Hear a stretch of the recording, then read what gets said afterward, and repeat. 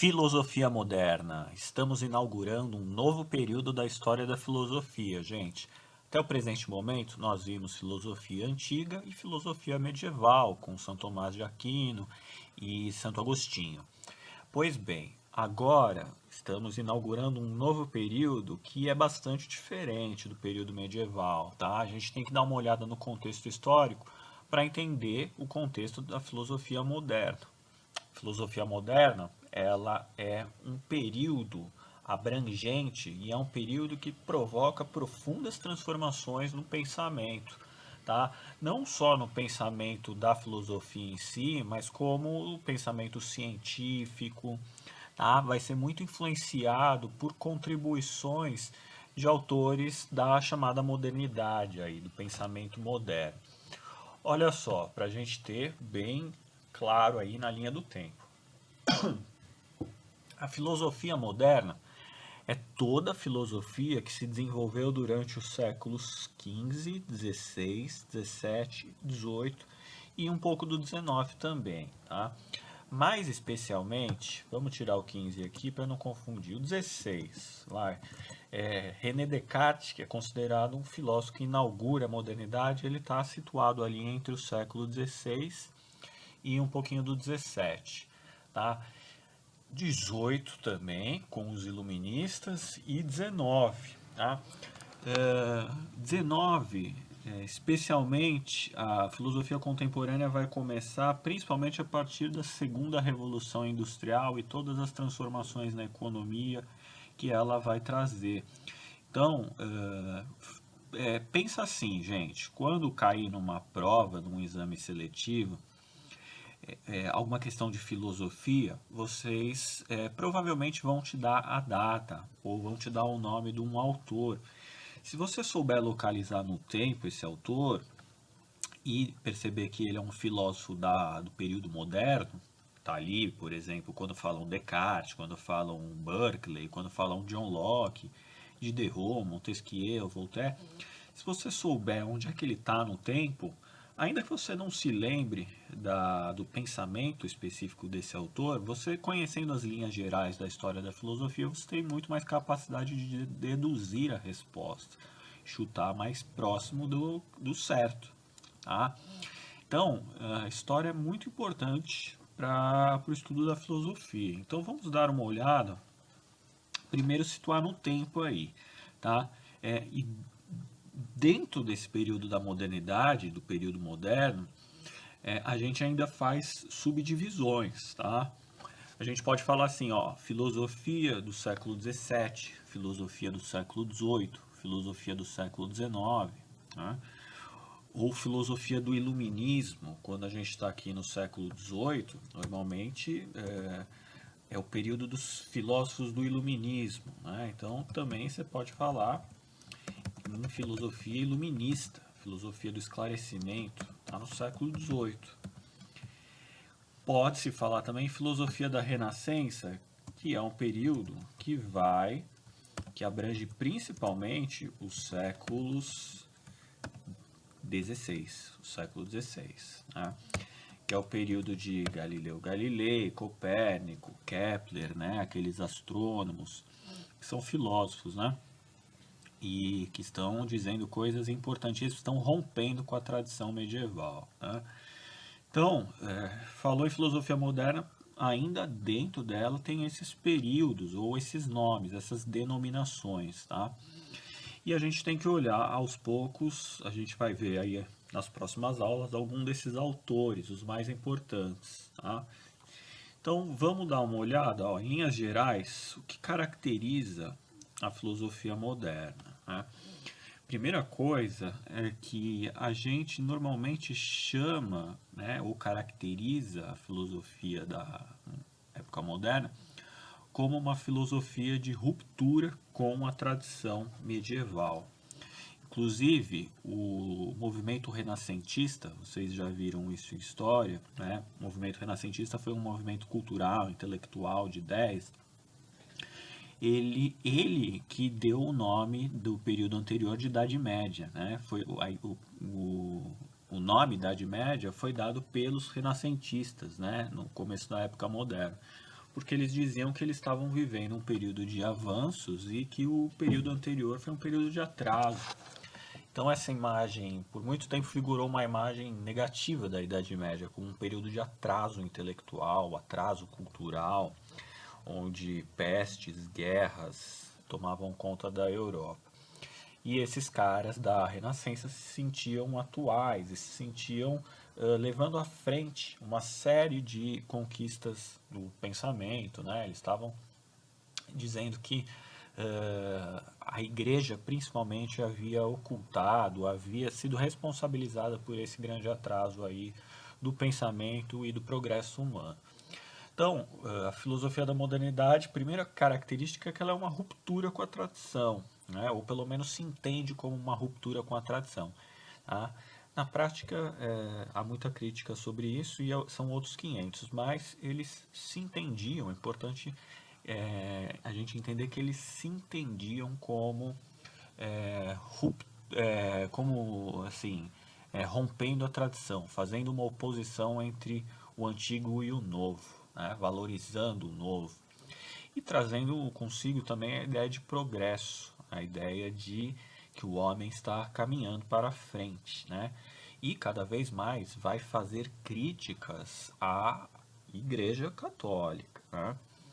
A Igreja Católica ali vai começar a ser cada vez mais criticada, mas a Igreja Católica também vai responder a esses filósofos modernos de duas formas, né? Seja através da punição, seja através dos autos de fé, seja através dos tribunais de inquisição, né? Onde filósofos que vão dizer coisas que afrontam saberes tradicionais da igreja vão ser queimados, tá? Vão ser punidos, vão ser julgados e queimados nos tribunais do Santo Ofício. Então, um período que é sinistro, né? Porque você tem esse embate de mundos. Mas, por outro lado, você também vai ter uma própria tentativa de reforma da igreja, né? A gente vai ter, primeiro, a reforma protestante, que é uma ruptura de dentro da igreja católica, né? Onde alguns teólogos eles vão começar a discordar das ordens vindas do Papa, especialmente na Alemanha, na Holanda e depois na Inglaterra, uma parte da França também. E esses movimentos de contestação da autoridade do Papa vão dar origem às reformas protestantes na Europa, que vai atingir os países do norte da Europa, especialmente a Alemanha, Inglaterra, parte da França, tá? E essa reforma vai ser liderada por membros como Lutero, Calvino ou o próprio Henrique VIII, no caso da Inglaterra, né, o rei da Inglaterra. Mas a própria Igreja Católica também vai responder a essa ruptura, criando a ordem dos jesuítas, né? Os jesuítas também são membros, é uma ordem religiosa que também procura fazer estudos para competir, digamos assim, com esses filósofos do início da modernidade aí e introduzir, né, eram caras altamente qualificados, altamente eruditos que faziam investigações da natureza, faziam estudos das leis naturais, mas sempre amparados na teologia cristã, né? Então, tudo isso está acontecendo ali no século XVI, né, um pouquinho do XVII, essa briga entre filósofos e igreja, essas rupturas dentro da igreja, tá? Então esse é o contexto histórico, né? Eu aconselho vocês darem uma olhada, resgatarem um pouco o que foi o movimento renascentista, o que foi a reforma protestante, tá? E aconselho vocês a voltarem a esses temas na história, tá? Para entenderem um pouco mais como é que o ambiente em que surge essa filosofia moderna, né? E o movimento renascentista, esse movimento renascentista ele tem uma origem, na verdade, no chamado movimento humanista do século XV, que é um movimento que parte da literatura, das artes, né, como um todo. Vamos dar uma olhada aqui, né, que alguns autores dizem até que começa lá no ano de 1350, né, principalmente a partir depois da grande pandemia da peste negra, né?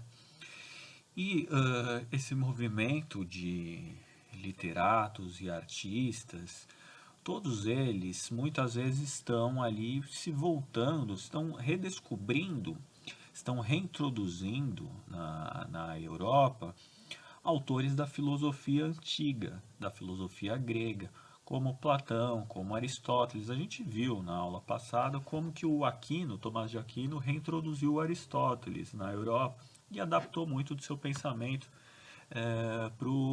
para a filosofia cristã. É interessante que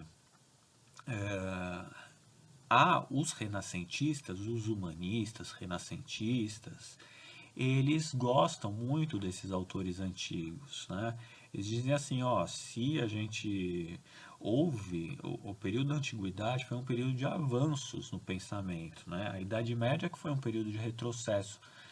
Então, nós, renascentistas, estamos dando continuidade ao grande projeto intelectual iniciado ali pelos gregos, né? E herdado pelos romanos.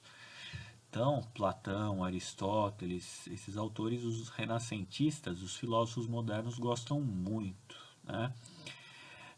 Então tenha claro isso.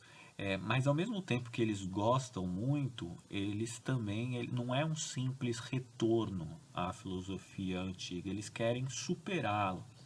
Eles entendem que é uma base, né, que Platão, Aristóteles formam uma base do pensamento filosófico, mas eles querem ir para frente. Muitas vezes eles vão começar também a não romper, mas a questionar e apontar as limitações de Platão e Aristóteles, tá? Outra coisa que é importante, tá? Os humanistas e os renascentistas do período moderno, eles não deixam de ser cristãos, tá? Eles são todos cristãos. O que eles estão questionando é a autoridade da Igreja Católica em explicar os fenômenos, né? Então, interessante que a filosofia moderna, aos poucos, ela vai começar a apontar para uma ruptura, para uma separação, digamos, entre religião e filosofia, tá? Mas isso é uma coisa que é progressiva, é ao longo do período moderno, tá?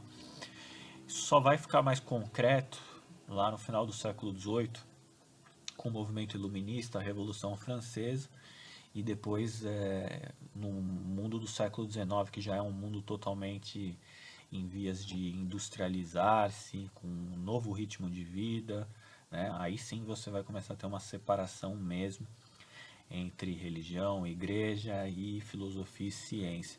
Mas aqui elas estão assim, estão em início, né, digamos assim, de uma separação. E esses autores da filosofia moderna, Descartes, né, Locke, Diderot, os caras continuam sendo cristãos. O grande problema deles é a instituição igreja, né? Então, ó, vamos dar uma olhada nas características gerais do pensamento humanista renascentista. Como a gente falou agora há pouco, eles se inspiram muito em Platão, então eles vão levar adiante o movimento neoplatonista ou neoplatonismo, né? Então falou em neoplatonismo, você já associa aí aos filósofos do Renascimento. Outro conceito importante para entender os filósofos do humanismo e do renascentismo é antropocentrismo, né? Antropocentrismo é sempre ligado a essa imagem aqui. Essa imagem aqui mostra o homem no centro do mundo, no centro do universo. Antropos é homem, centrismo é centro. Então o homem no centro do universo. Ou seja, o homem ele pode conhecer, vir a conhecer tudo. Então a natureza, o universo, ela só é passível de conhecimento via homem. Então o homem ele está se colocando, digamos assim, no centro das explicações dos fenômenos. Então essa imagem aqui é a imagem do antropocentrismo, é um homem, e veja só como é simétrico, né? Isso aqui representa a racionalidade, um círculo perfeito e um homem com as medidas perfeitas, ó, tem toda uma geometria por trás do homem, né? E isso representa a racionalidade do homem.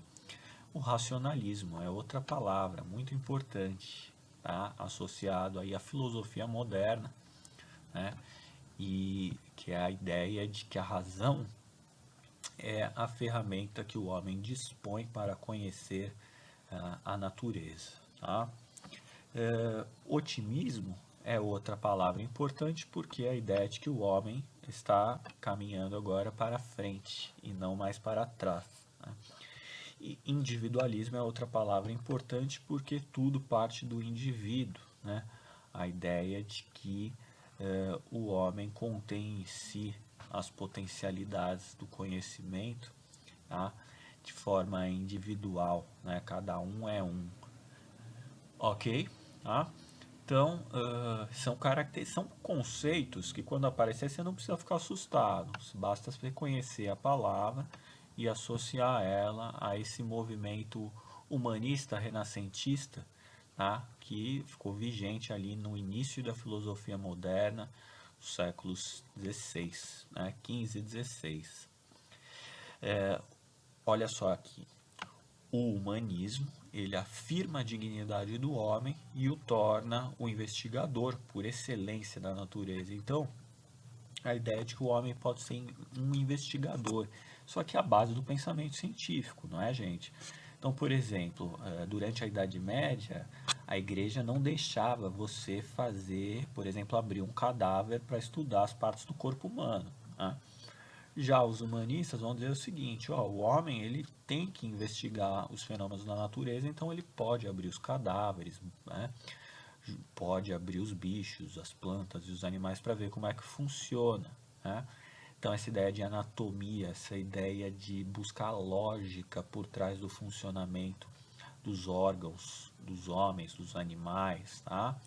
Tudo isso é um movimento que começa ali no século XVI, tá? A ideia de desenvolver o olhar para dentro das coisas, para a relação lógica das coisas, né? Por dentro. E isso o homem tem que ser livre para fazer, ele não pode estar preso, não pode ter uma instituição prendendo, privando o homem de fazer essa investigação. Tá? Então, investigação na natureza tem muito a ver com essa ideia de racionalismo, tem muito a ver com a ideia de individualismo, né? E para fazer essa investigação, né, o homem vai começar a desenvolver cada vez mais matemática, geometria, ciências da natureza, astronomia, né? Então, por exemplo, as navegações, os barcos para irem avançando, se afastando da Europa e desbravando o Oceano Atlântico, ele precisa de matemática para conhecer os astros, ele precisa fazer medições, ele precisa fazer experimentos com plantas, com animais para ver até, né, abaixo de quantos graus a planta sobrevive, essa espécie de animal sobrevive com eu não sei quantos graus de latitude, de distância da costa europeia, muda o clima, o barco se afasta de quanto. Então tudo isso, a bússola, tudo isso, a medição, os cálculos, tá? Todo esse conjunto instrumental, material, que vai ser levado nas grandes navegações, tudo isso vai fazer com que a ciência se desenvolva, né? A gente vai ter inclusive as primeiras academias científicas se formando exatamente no século XV e XVI, como a Escola de Sagres em Portugal, né? Portugal foi o pioneiro ali das grandes navegações, mas também a Royal Society na Inglaterra, tá? E as academias europeias de estudos científicos. Ok?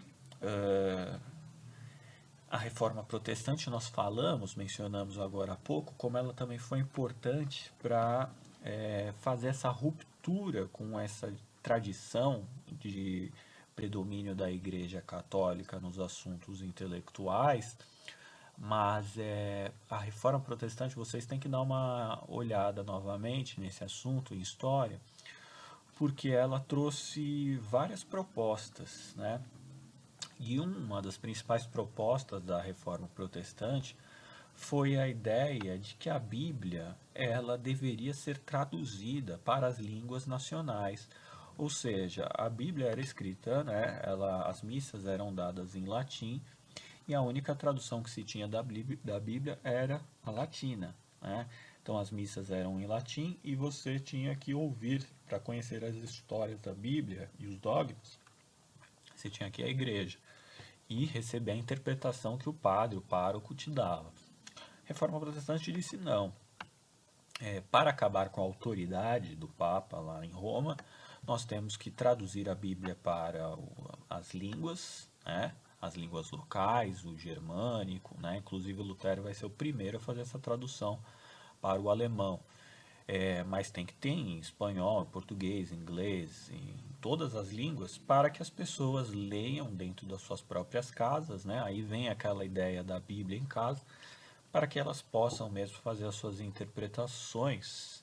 E muitas vezes essas interpretações podem diferir das interpretações dadas pelo padre ali da esquina, né? Então, é um movimento, isso aqui é muito revolucionário se você for pensar na proposta aí do Lutero, né? E depois, isso vai, de certa forma, coincidir com o surgimento da imprensa, né? A máquina de prensar palavras em livros e criar livros de uma forma rápida, né? Então a Bíblia vai ser o primeiro livro a ser impresso na Europa. A imprensa surge em 1550, né? E a Bíblia vai ser impressa e vai ser distribuída, vai circular por toda a Europa. E muitas pessoas vão começar a ler a Bíblia e vão, influenciadas pelas ideias de Lutero ou pelas ideias de Calvino, vão aderir, né? Principalmente os reis, os príncipes, e depois eles vão obrigar a conversão da população, claro, né? A adotarem as ideias da reforma protestante, né? E aí surgem as igrejas protestantes, tá? Então, muito importante darem uma olhada nisso. Porque o ato, ó, quando o Lutero diz que cada um deve ler a Bíblia e fazer a sua própria interpretação, significa também que as pessoas têm que ser alfabetizadas, né? Porque 90% da população era analfabeta. Então, de certa forma, ele está, por consequência, estimula que as pessoas aprendam a ler, né? Então isso vai mudar muito o jogo de equilíbrio de forças dentro da igreja, né? E o norte da Europa vai se tornar protestante e vai começar uma campanha violenta contra os países do sul, contra Portugal, Espanha, Itália. Vão dizer que os caras da Itália, da Portugal e Espanha são atrasadésimos e que o bom mesmo são eles, né? Um preconceito que é vigente até hoje, se você for parar para analisar bem o mundo europeu, tá? Revolução científica, também outro acontecimento que merece que vocês deem uma olhada nas aulas de história, porque a Revolução Científica foi um movimento que se iniciou principalmente no campo da astronomia, no campo da física, né, com Galileu, com Kepler, e esses caras, eles começaram a observar a natureza, criaram instrumentos, telescópios para observar os planetas, começaram a dizer coisas do tipo: o planeta não é o centro do universo. Na verdade, o planeta é só mais uma partícula muito pequena, muito pequenininha, que está circulando junto com outros astros pelo universo, né? Não que nós estamos no centro do universo, nós estamos rodando aí sem ele nem beira pelo universo. Só que as consequências desse tipo de pensamento, elas são muito drásticas, né? Porque ela coloca, quando você diz que você não é mais o centro do universo, as pessoas deixam de se sentir seguras, né? Poxa, não somos tão especiais, né? Não somos tão especiais, não somos, né? Deus não criou a gente assim e colocou nos tornando alguém muito especial. Na verdade, a gente é mais um aí, né? Vai saber de onde viemos, para onde vamos. Essas são as consequências de um pensamento heliocêntrico, né? O geocêntrico, que era o centro da Terra, a Terra está no centro do universo, passa para o heliocêntrico, né? O planeta Terra é só mais uma partícula vagando aí pelo universo. Então não é à toa que esses caras vão ser queimados pela Santa Inquisição, ok? Então olha só aqui, recapitulando ideias da filosofia moderna, gente. Maior senso crítico, tá? Isso começou com o movimento humanista, o movimento renascentista, observação dos fenômenos da natureza, em contraposição à interpretação vigente da Igreja Católica. Esse aqui a gente já falou bastante, tá?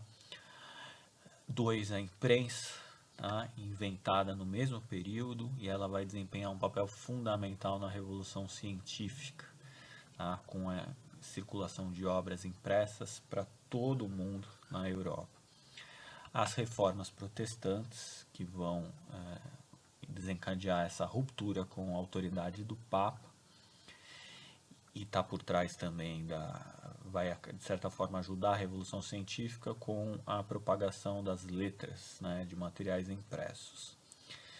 E finalmente o hermetismo, né, que é uma corrente da filosofia mais oculta ali, que valoriza muito o estudo da matemática, da geometria, né? E essa valorização da matemática, da geometria, ela vai se acoplar muito à linguagem que os cientistas vão se utilizar para entender os fenômenos da natureza, ok? Então é isso, gente. A aula que vem a gente começa com Descartes, que é o primeiro filósofo da filosofia moderna, que inaugura a modernidade. E aí a gente vai começar a avançar, ver as especificidades de cada século melhor, ok? Um abraço.